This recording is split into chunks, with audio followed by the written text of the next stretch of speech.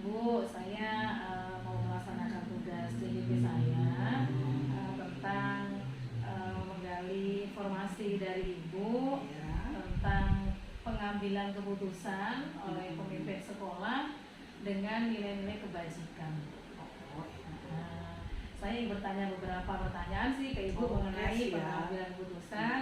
Di situ ada dilema etika, ada bujukan moral. Nah, itu pengen saya menggali informasi dari sekolah itu seperti apa penanganan pengambilan keputusannya.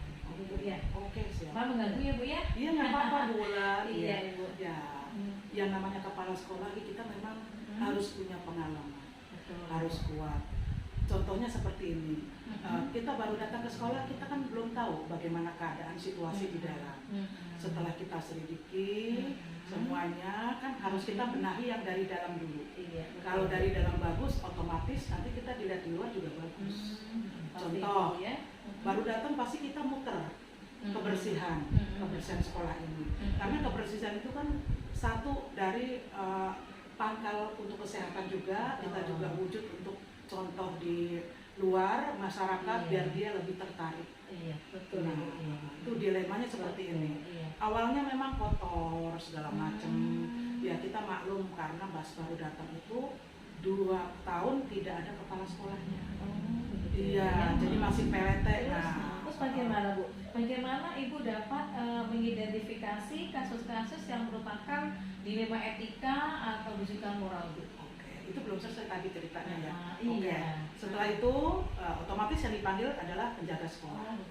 Nah, penjaga sekolah panggil dulu, pengen tahu bagaimana, kenapa. Ternyata dia jarang dikasih tahu karena kepala sekolahnya kan beda-beda. Mungkin kalau kepala sekolahnya perempuan agak rewel sedikit kali Bu ya. Iya. Alhamdulillah kita kasih tahu bagaimana kesehatan, bagaimana kebersihan, terutama buat siswa. Nah setelah itu alhamdulillah ke besok-besoknya ada perbedaannya, udah lebih bersih, ada kemajuannya. Guru-guru juga dipanggil, kenapa? Bukan istilahnya tanggung jawab hanya penjaga aja. Nah, kita masyarakat sekolah juga sama. Ya istilahnya bukan kepala sekolah aja kan, dia tanggung jawab bersama di samping guru, siswa. Nah jadi kita harus ada tanggung jawab bersama. Itu etikanya. Iya. Terus untuk dari segi moralnya ya namanya manusia kan memang tidak luput dari kesalahan. Ya kita harus berpatokan sesakit apapun hati kita, sekesal apapun sebagai pemimpin tetap attitude kita yang dijaga, bicara kita dijaga. Kan bahasa itu nggak boleh ya. Bahasa nggak boleh ya Bu Wulan ya. Kalau kita baik dari hati ke hati, insya Allah. Alhamdulillah Bu Wulan lihat sendiri hasilnya. Oke. Ya Bu, dari lagi Bu Wulan sih sekolahnya rapi. Alhamdulillah. Terima kasih. Amin. Iya Bu. Lalu bagaimana Ibu menjalankan pengambilan keputusan di sekolah, terutama untuk kasus-kasus di mana ada kepentingan yang sama-sama benar dan juga sama-sama mengandung nilai kebajikan Bu? Oh gitu ya. Banyak. Contoh misalnya ada misalnya guru yang agak malas sedikit, ya kita harus tahu dulu kenapa seperti itu, tanya dulu bagaimana penyebabnya apa. Kita pelajari dulu, jangan sampai kita kata orang sebelah kanan begini-gini, nggak boleh. Kita harus dengar juga sebelah kiri dan kenyataannya kita lihat. Ya setelah kita itu dipanggil dulu permasalahannya bagaimana, kita nasihati dulu. Kalau dia belum bisa juga, ya terpaksa ya mohon maaf kita pakai kedinasan. Iya, kita pakai teguran SP1. Berarti ini ya, itu termasuk langkah-langkah atau prosedur yang Ibu lakukan selama ini ya? Iya. Salah satu contoh ya. Jadi yang namanya kita laporan kan nggak langsung ke atas Bu. Betul. Jadi kita teguran dulu, teguran 3 kali nggak kena, kita kasih SP1. SP1 nggak kena, ya SP2, SP3. Baru kita langsung naik ke atas ke dinas. Itu prosedurnya. Iya, karena sekolah ini kan memang punya aturan. Bukan kita yang diatur, bukan, kita punya aturan sendiri demi anak didik kita, bukan demi pribadi kepala sekolah, bukan, demi kemajuan pendidikan. Jadi itu ya Bu ya. Iya. Nah, jadi itu tadi ini Bu ya, termasuk langkah-langkah dan prosedur yang biasa Ibu lakukan ketika ada permasalahan Bu ya, yang mengandung entah itu dilema etika ataupun bujukan moral. Tadi seperti itu ya Bu ya, ada prosedurnya, langkah-langkahnya. Tapi gitu, biar ya? bagaimanapun ya Bu ya, kita sebagai pimpinan pasti kita bukan pakai istilahnya attitude aja, tapi pakai hati nurani juga. Apalagi kita negara Pancasila. Yang namanya benda hidup masa iya tidak bisa berubah. Tapi alhamdulillah bulan setelah kita panggil, kita kasih peringatan ya, tapi tidak sampai naik ke atas. Alhamdulillah. Yang namanya manusia pasti punya kesadaran sendiri, introspeksi. Alhamdulillah sekarang bisa berjalan lancar. Yang penting kita harus sabar sebagai pimpinan. Iya. Lalu apa saja Bu yang menurut Ibu Ibu anggap efektif gitu ya dalam pengambilan keputusan itu Bu? Oke. Untuk pengambilan keputusan lebih efektifnya begini. Di sini ada guru senior. Namanya kepala sekolah kan baru datang, tidak tahu istilahnya bagaimana ke belakangnya sebelumnya. Saya tanya dulu guru senior di sini, siapa yang diseniorkan? Tanya bagaimana istilahnya. Nah, terus bagaimana pendapat senior, kalau keputusan seperti ini bijak apa tidak. Jadi keputusan itu bukan dari emosi kepala sekolah, bukan. Harus dari keputusan warga sekolah. Setuju Bu. Iya, soalnya kan ada senior, jangan deh Bu ntar begini gini. Kan jadi kepala sekolah berpikir, oh iya, oh rupanya dia berubahnya belakangan ini, yang dulu tidak. Ya, untuk meluruskan ya kita panggil dulu. Iya, jadi nggak langsung keputusan, nggak bisa, kita nggak bisa terlalu. Iya, kepala sekolah. Namanya pimpinan itu kita kan sudah dididik mengenai kepemimpinan. Walaupun hati sakit, mulut tetap tersenyum. Tetap ini nggak bisa. Insya Allah Bulan ya, sabar ya Bulan ya. Semoga Bulan jadi kepala sekolah yang bijak, yang bisa menjadi tuntunan. Amin. Iya Bu. Itu tadi efektifnya Bu ya. Nah terus selama ini Bu, apakah yang menurut Ibu tantangan apa yang menurut Ibu menjadikan tantangan selama pengambilan keputusan itu Bu?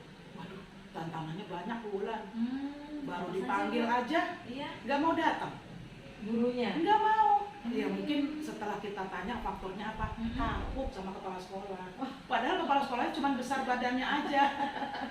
Badannya besar ya. Iya, tapi alhamdulillah kita adakan pendekatan. Itu tantangannya. Persuasi.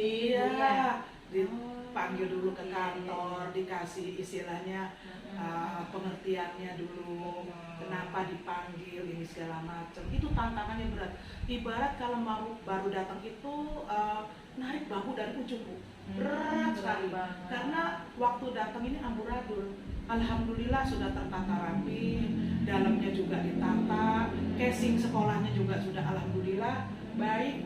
Ya mudah-mudahan tinggal kedepannya lebih maju lagi.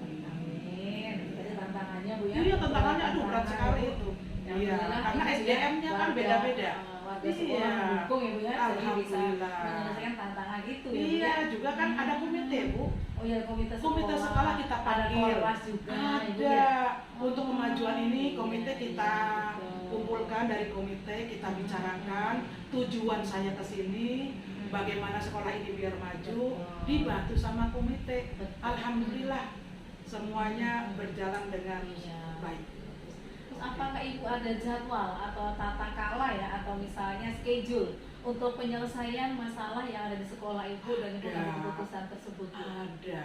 Iya, bagaimana Minimal kita 1 bulan sekali mengadakan briefing, rapat kecil. Iya, kita introspeksi yang ke belakangnya, feedback ke belakangnya, apa yang belum kita benahi, apa yang belum sempurna kita sempurnakan. Ya minimal kita berusaha. Kalau tidak ada pertemuan, tidak ada kata-kata, kan mereka nggak tahu apa sih nih tujuan kepala sekolah di sini, kemajuan apa yang sudah istilahnya sudah berubah secara signifikan. Kan bapak ibu gurunya sudah bisa merasakan seperti itu.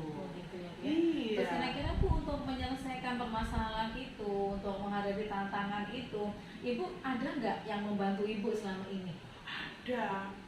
Ada. Memang di samping guru senior, komite juga ada. Ya kita kalau memang ada yang kesulitan sama sekali, kita panggil Babinsa. Kalau ada Untuk apa tuh Bu Babinsa? Bu? Babinsa dan Bimaspol itu paling kita yang kira-kira yang umum. Contoh pembulian. Pembulian siswa. Nah, pembulian siswa. Kalau kita kepala sekolah dan guru saja yang berbicara, mungkin dia nggak ada nereknya.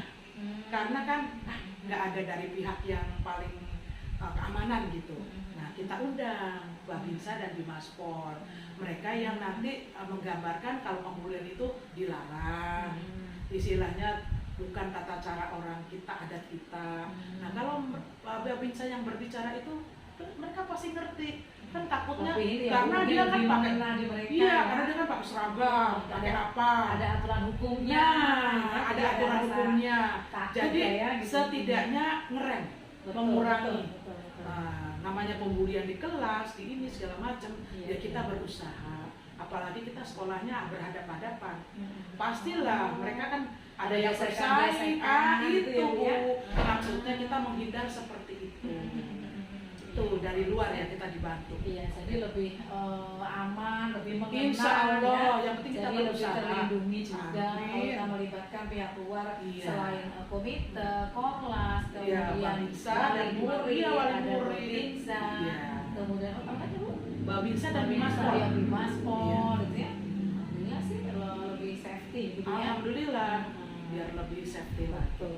Yang terakhir Bu, dari semua yang Ibu sampaikan tadi, kira-kira pembelajaran apa yang bisa Ibu petik dari keputusan yang telah Ibu ambil selama ini? Banyak. Pembelajaran bersabar. Sebagai pimpinan, Sabar, ya. pokoknya satu, sabar. Sesakit apapun di dalam, padahal kita udah berlawanan, kesel. Tapi kan tidak semua yang kita inginkan itu harus cepat berjalan. Harus kita tahu triknya gimana caranya ya. Dipelajari dulu. Oh, kelemahannya di sini, di sini, sini. Oh gitu. Yang penting kita bicara. Karena bahasa kan kita nggak beli. Kita pandai-pandai lah istilahnya menyanjung, walaupun itu sakit, padahal itu terbalik. Tapi kita sambil jadi istilahnya sindiran-sindiran halus. Misalnya, aduh kok ini kotor banget, jangan bilang kotor, padahal kotor. Waduh bersih banget ini, apalagi kalau disapu semuanya ya. Gitu. Jadi istilah-istilahnya bahasa kiasan. Yang tidak menyinggung perasaan. Kedua juga bisa kita contohkan. Kalau misalnya dia nggak ngerti juga, ya misalnya kan kotor, udah kita ambil sapu aja, kita sapu sendiri. Masa iya dia tidak berasa, kok kepala sekolah nyapu ya? Oh berarti kan masih kotor. Berarti memberikan contoh konkret gitu ya. Selain contoh konkret. Tapi kalau pakai bahasa nggak kena, ke siswa, gitu nah ya. kalau pakai bahasa nggak kena, ya udah kita aja. Yang berbuat. Iya. Yang Masa iya ya? dia tidak istilahnya introspeksi? Oh iya, kok kepala sekolah yang kerja bukan saya. Kalau yang ngerti, kalau nggak ngerti juga ya terpaksa SP yang keluar. Iya, iya Bu, ternyata ini ya banyak sekali cara-cara untuk mengambil keputusan yang bernilai kebajikan gitu iya, ya. Jadi betul, tidak betul. tidak harus dengan emosi, Tidak harus bisa, dengan marah, nggak bisa, ya. nggak Berarti bisa. bisa berikan contoh konkret ya, Itulah. yang berpihak kepada murid, kepada Walaupun kepala guru, mendidik, ya. tetap kita senyum. Tersenyum. Walaupun di rumah nanti gimana, ya gimana ntar. Iya. Iya Ibu, terima kasih sudah banyak sekali sama-sama, ya. Ibu. Sudah Ya. banyak sekali masukan-masukan buat saya. Mudah-mudahan nanti saya pun bisa menerapkannya. Dan mudah-mudahan juga sekolah Ibu lebih maju lagi. Amin, amin, amin. Dan Ibu juga dalam pengambil keputusan lebih baik lagi dari sekarang. Insya Allah. Ya, itu saja Bu kira-kira. Iya, yang sama-sama saya Bu tanyakan. Bulan. Terima Mohon kasih. maaf kalau ada kekurangan. Sama-sama, terima kasih banyak. Pamit ya Bu. Sama-sama Ibu. Ya, Assalamualaikum. Waalaikumsalam warahmatullahi wabarakatuh. Halo, Pak.